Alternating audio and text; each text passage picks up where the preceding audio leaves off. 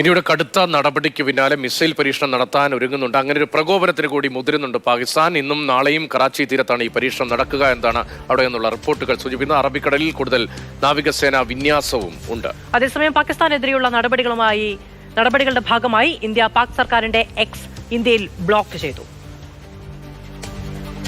സിന്ധു നദീജല കരാർ റദ്ദാക്കിയതടക്കമുള്ള കാര്യങ്ങളിൽ വളരെ രോഷത്തോടെ പാകിസ്ഥാൻ പ്രതികരിക്കുന്നത് നമ്മൾ കണ്ടു. തക്കതായ മറുപടി ഉണ്ടാകും എന്നുള്ളതാണ് പാകിസ്ഥാന്റെ ഔദ്യോഗിക പ്രതികരണം വന്നിരിക്കുന്നത്.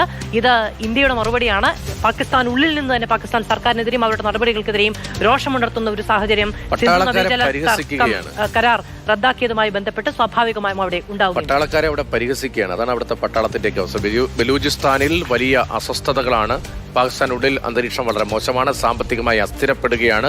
ഇന്ത്യയുമായി ഒരു തരത്തിലും ഏറ്റുമുട്ടാൻ കഴിയാത്ത സ്ഥിതിയിലേക്ക് കൂപ്പുകുത്തുകയാണ് പാകിസ്ഥാൻ. അങ്ങനെ മൊത്തത്തിൽ പാകിസ്ഥാനിലെ ആഭ്യന്തര രാഷ്ട്രീയവും ആഭ്യന്തര സ്ഥിതിയും സൈനിക ശക്തിയും ഒക്കെ ദുർബലപ്പെടുന്നതിനിടയിലാണ് ഇത്തരമൊരു ഭീകരാക്രമണം നടന്നത്.